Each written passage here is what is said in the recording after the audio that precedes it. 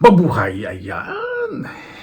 Maraming salamat naman po sa Panginoon. Nagkasama-sama na naman po tayo. Naway safe po ang lahat. Pupunta po tayo ngayon sa isang ukay-ukay. Pasensya na po at hindi ako pwedeng mag-video po sa loob. Dahil pag pupunta po sa isang ukay-ukay kasi may mga number po sila dito. Accommodating naman po sila. Pwede po tumawag, tatanong po kung halimbawa vlogger po kayo. Kasi ayaw po nilang papakita yung mga ibang, alam nyo na, mga naka-display kasi may mga barcodes. Tapos yung mga tao di pwedeng pakita. Parang may mga ganun po kasi na mga tao po talaga, lalo na sa business, kailangan magpapaalam po. So, di ba? Excited na po ako. Samahan po ninyo ako na may makita po tayo. Kahit silver po, kahit isang piraso o kahit ano. Basta precious po. Mag-focus po ako ngayon sa hindi na po sa mga masyado sa iba. Basta sa ngayon po mag-focus po ako sa silver, treasure hunter po ng silver saka gold. Tara, samahan po ninyo ako. Naman po ako dito sa isang tindahan ng mga alahas. Natatandaan niyo po yung nabili ko sa online 18 euro. Ito po, 149 isang piraso. Tapos yung dalawang dumating sa akin, nabili ko 38 euro. Ito po, 189 dalawang piraso. Di ba? Talagang tiyaga-tiyagaan sa paghahanap po talaga sa ukay-ukay saka sa online. Online ukay-ukay, di ba? Ayun po mga kabayan, dito na po sa bahay, medyo pagod. May nakita po tayo. Napakamura, naka-display po. Ito po. Naku po. Nakikita ko po sa inyo. Sobrang excited po kung pakita po sa inyo. Ay, no. Sana po rola ko sarili ko kasi parang hindi ako makapaniwala na totoo ba to? Parang baka naman nananaginip ako itong mga nakikita ko na ito nangyayari ba talaga dito sa Finland? Sa mga ukay-ukay. Ganito ba talaga? Kasi iba po talaga, lalo yung mga nagbaba, hindi po nila alam yung pagtingin po sa silver, saka sa gold. Yan. So, tara, tingnan po natin. Ayan po. Isang supot. Parang i-break time ko muna yung aking budget. Ito na lang muna yung susunod na sweldo. Isa-isahin po muna natin Ito, huli na po natin po ito. Dito po kayo matutuwa. Ito po hindi pagmamayabang. Ito po yung nangyayari po talaga dito po sa Finland na kahit saan ukay-ukay naman po Pero dito sa Finland ibang klase. Halos lahat na napupunta ko talagang may nakikita po ako.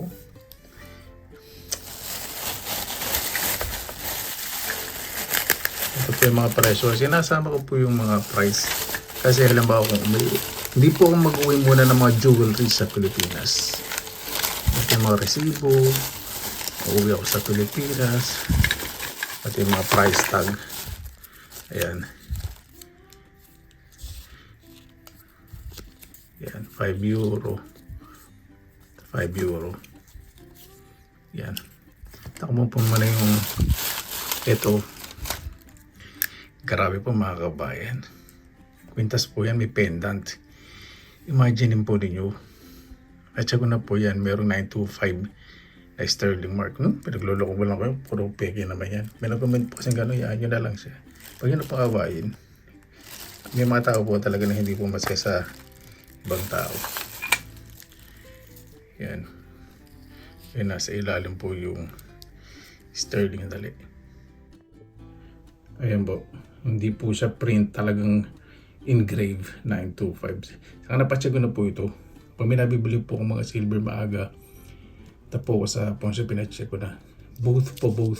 Ito. Saka ito po. May mark po ito. Doon. Dali. Sa kabila. Ayun. 925 din po. So, ang presyo po nito. Dali. Ganda na po Nahangat ko ito. Alam niyo po na sobrang saya nyo. Yung nakakatugay, di ba? Pag may nakita kayo, may gusto nyo na uwi, tapos meron pa palang naka-display pa, hindi nyo na napansin.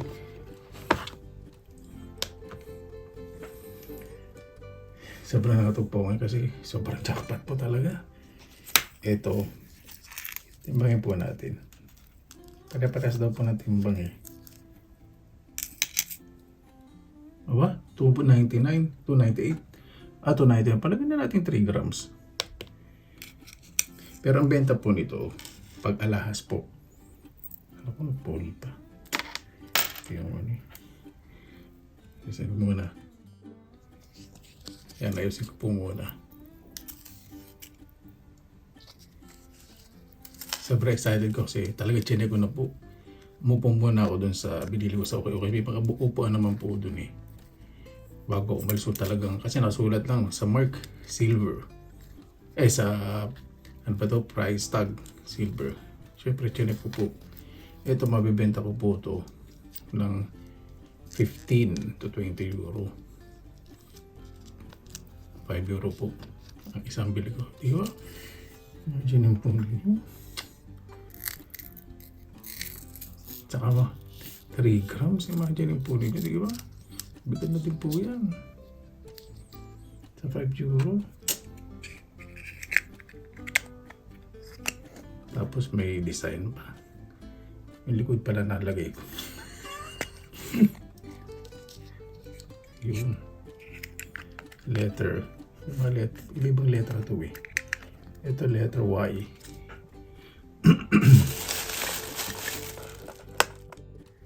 Yan, ito letter Y. Apat po. Apat lang po yung naka-display. Yan. Ito letter U. Ito ang basa po ito letter O. May dalawang dots sa ibabaw. Finnish. Ano po? Finnish alphabet. Kaya 100% possible ito kasi ito po sa Finland talaga. Finnish company. Dalawang letter O na may dots. Medyo 5, 10, 20. Tapos mabibenta ko po yan ng pera-peraso. Saan gusto kong ibenta. Saan hindi po muna akong ibibenta. Palagyan natin sa 15 euro na lang. Di ba? Palagyan natin sa 10 euro na lang. Mababa na po yung sa 10 euro yan. Napakabilis po mabenta. So may 40 euro na. Pero bili ko 20. At hindi pa po tapos yan. Nung nag-display po yung yung cashier, namating ako na nag-aayos siya. Ito po. 10 perasong pendant. Yan. Lahat po may 925 silver. Lahat po yan. Na-check ko na po yan. Yan. 925 silver. Yan. Lahat po yan. So, 10 piraso. Kung sa isa na lang, yun sa 5 euro po may kwintas. Ito talaga, kung ibibenta ko to, kung sakasakali. Dali. Ang bili ko po pala dito, 6 euro. Kasi ba yun? Ito. 6 euro. Ito. So, napakamura po, di ba? 10 piraso po yan. 6 euro. Ito yung gusto kong design. Ito. Iba po ng bigat. So, ibibenta ko lang ito ng 5 euro. Napakabilis po nito. Kasi sa tindahan po, ang bentahan po nito, 10 euro and above isang piraso. Pero pag maganto, 925 sterling, mas mahal po. Pag mga 925, mas mahal po talaga. Kasi yung purity na silver dun, pinagbabasihan. Ito kasi, sinulit lang napakagang lang naman po. Timbangin na rin natin. Alam po nyo na yung nangatug ako. Parang totoo ba itong nangyayari? Halos araw-araw. Hindi naman araw-araw. Every other, yung break ko. Minsan po kasi nagpapahinga po ako dahil dun sa nangyari after aksidente. Totoo po, may trauma pa po ako. Minsan nagbe-break po ako sa trabaho. Yan, 8.4. Nabili ko po yan ng 6 euro. Kung sa peso, convert ko po kung sa scrap price. Diba? Tiba-tiba na po ako. Pero dahil in form of jewelry po ito, mas mahal po ang bentahan po nito. 925 silver. Saka nakikita nyo lang po yung quality. Diba? Ito may mga pagka-vintage na yung apat eh. So ito, tapusin muna natin to. Itong 5. Kasi may masusunod pa tayo. Ito, pero daw pong kumpanya dito, binenta niya sa second hand siya, nagsarado. So binibenta na lang pong mura itong mga silver. So na-tsempo ko naman po na bigyan niya, baka bumalik daw po next week o after 2 weeks, pero hindi alam itong nagbabantay. Ayan, lagay po natin dyan, di ba? 26 euro. Grabe, ibang klase po, no? Tapos ito, kahit i-research po ninyo,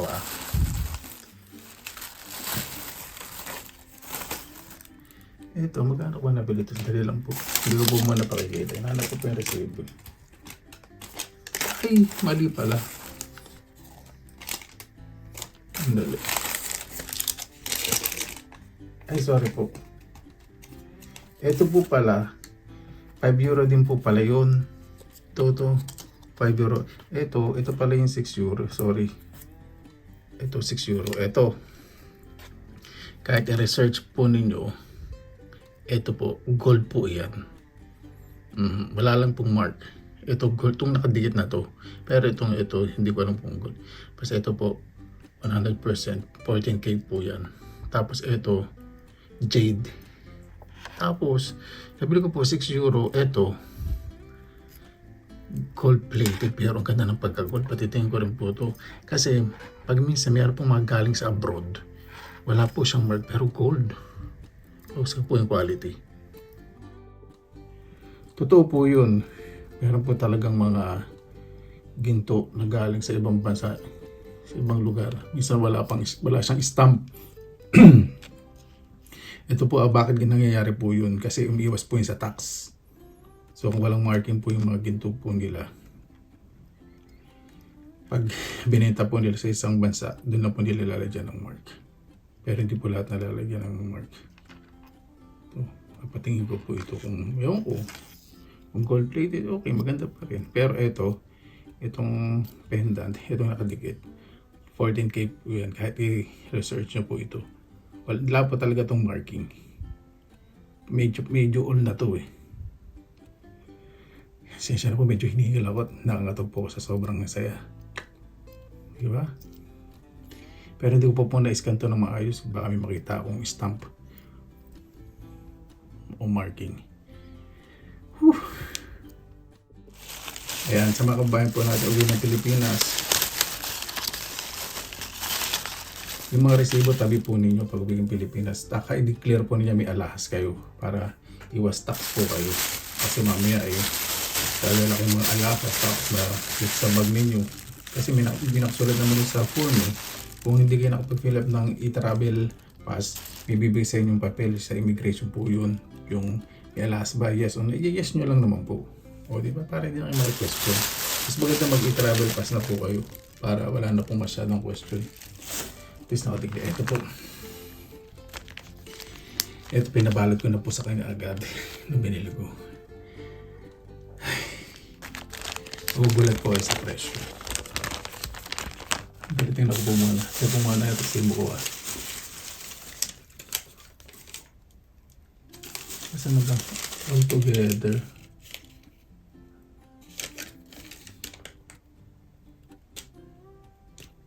Ito. Okay, ito. Ito po sa inyo. Pakita yung muna po ng dito bago sabihin yung presyo.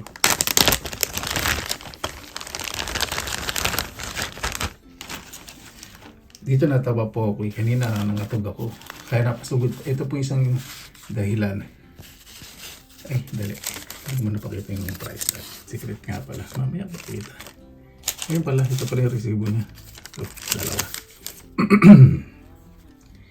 Kala ko doon nilagay ng babae. Ito. Muna tayo mag-umpisa sa bracelet. Grabe po ano. Ayan. Napakaganda po, di ba? Meron po siyang mark. Ito, napatayin ko na po ito. Close up ko po. Ang ganda po ng kasaysayan po nito kanina. Ayan po nakasulat B785. So, na-research ko. So, walang specific talaga explanation. Paaring gold, pero wala daw specific na ganito. Tapos, na-research ko. Markings, For example, B785 una gold, possible. Pero yung sinerge ko, B785. Ito po yung standard ng marking sa Italy. So retro po ito, B785. So 925 silver po ito.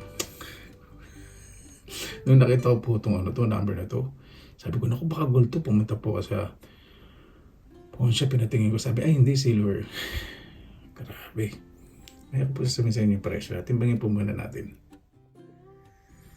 Kapag ganito naman po pupunta nyo sa mga okay.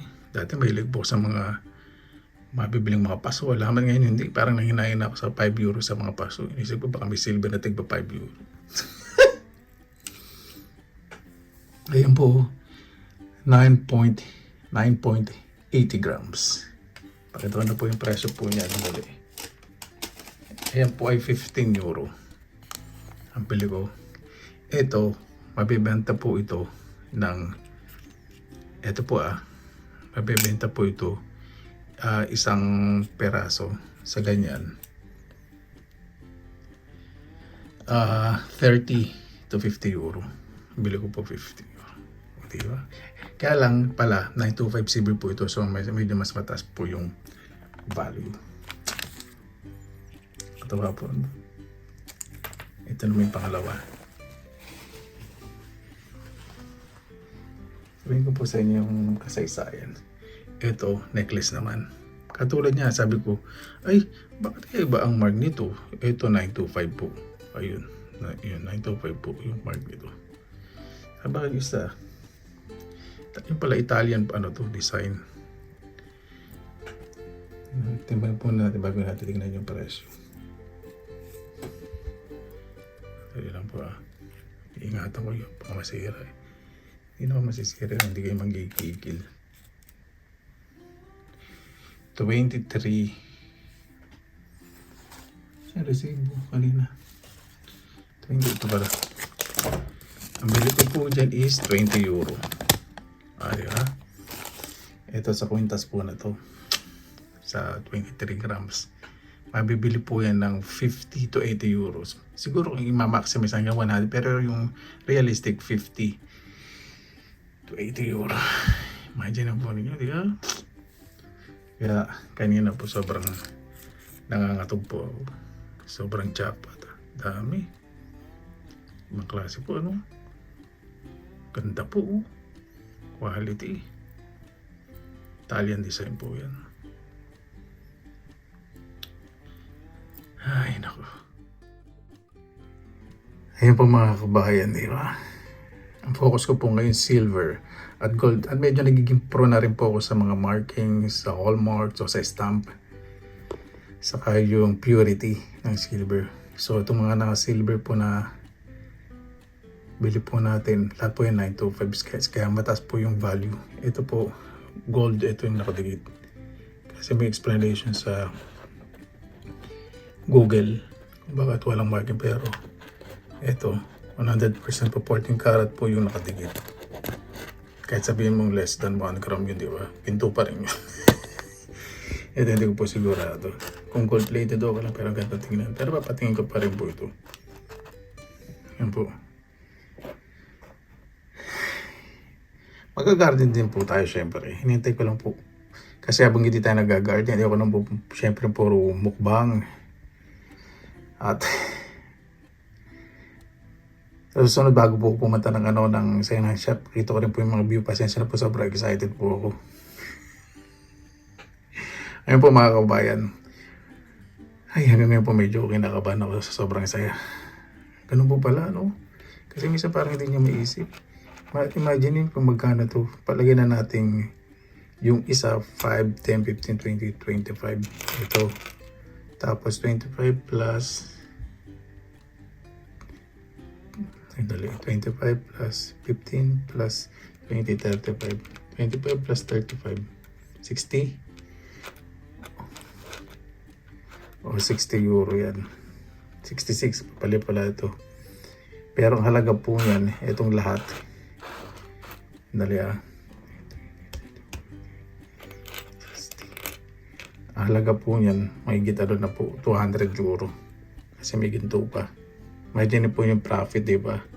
Eh, sa ngayon, hindi pa po bebenta kapag wala na po tayong pamukbang yun. Yung pang mga kabayan. Sobrang saya ko lang po talaga. Ibang klase po. No? Ito sabi ko baka mamaya yung mark dito lang sa... Minsan kasi yung mark dito lang eh. Tapos di naman silver to. Kaya punta sa pawn shop. Grabe. May sinabing, oh silver to. Tapos nag-expect ako itong bracelet. Kala ko talaga gold.